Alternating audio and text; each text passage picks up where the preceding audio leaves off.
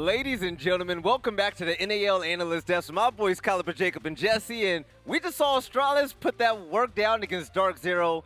It looked like a clutch to continue the game with the Canadian, but it didn't go all the way. Shout out to Astralis for getting that win, and we have an interview with their coach, Easilyy. You guys know him. We love him. Let's get him up on the screen. Easilyy is that guy that has helped Astralis so far this journey. Try to battle it up, and Easilyy, it's good to see you on the screen. First question I want to ask, man, it's been rough. I know you guys have had a rough stage so far, but it has to be a big sigh of relief to be out of relegation territory, right? Yeah, honestly, definitely not the start of the season that we wanted to, but at the same time, it's really good knowing that we're going to have another year to redeem ourselves, and this season should be a motivating factor for us, being like we never even want to be close to this position again, so we need to work twice as hard as we did to make sure that we're guaranteed a top 4 team next season, and we're not even battling for relegation. Yeah, I mean, it seems like you guys have improved a lot over the course of the stage, and of course over the last 2 weeks, you guys have had that time to work on yourselves. You didn't have to worry about a match last week. So what has it been like for you guys behind the scenes? What have you been working on to try to get this big win here today against Dark Zero? Honestly, it's been a lot of self-improvement, just a lot of watching back our scrims, seeing rounds we lost, especially against the better team, seeing where we could be better, picking out every little detail that could be better, and trying to be perfect at our craft. And that's all you honestly can do. And I think with the help of Astralis, we've been working a lot with Casper, who's their performance coach, and he's been a huge help for us behind the scenes. So I want to give a huge shout out to the whole organization over there who's been making a world of difference throughout this whole stage. Let's talk a little bit about the differences between stages 2 and 3. Obviously, the way that you guys played back in stage 2 was enough that you very nearly almost made it to the Mexico Major in the first place. But then when we jump into the start of stage 3, is there one thing that you can probably point to as being a big factor for why you weren't able to carry over that same stage 2 momentum into stage 3? How would you rate kind of how you guys did in stage 3 overall as a whole?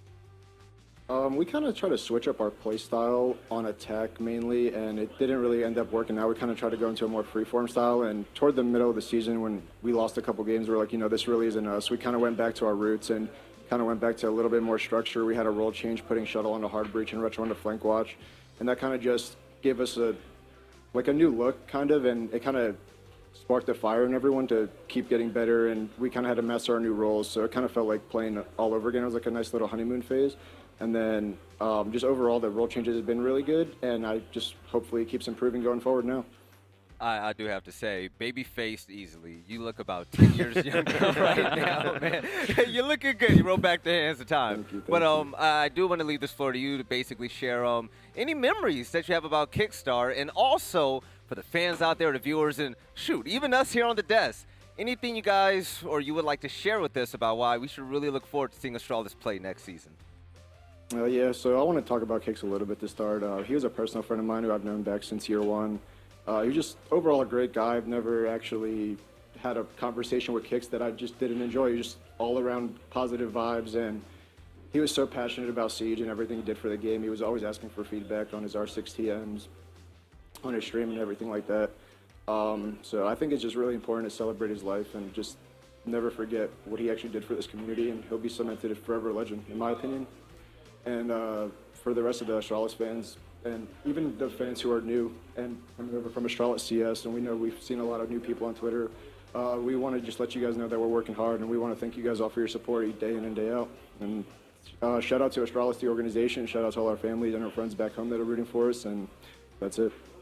Kevin, thank you so much, man. By the way, we still love seeing you guys rocking the Astralis jersey. Tear it up next season, and we can't wait to see you guys tear it up on stage. You have a good one, all right? I appreciate it. Have a good one, guys. No problem, man. You take it easy. So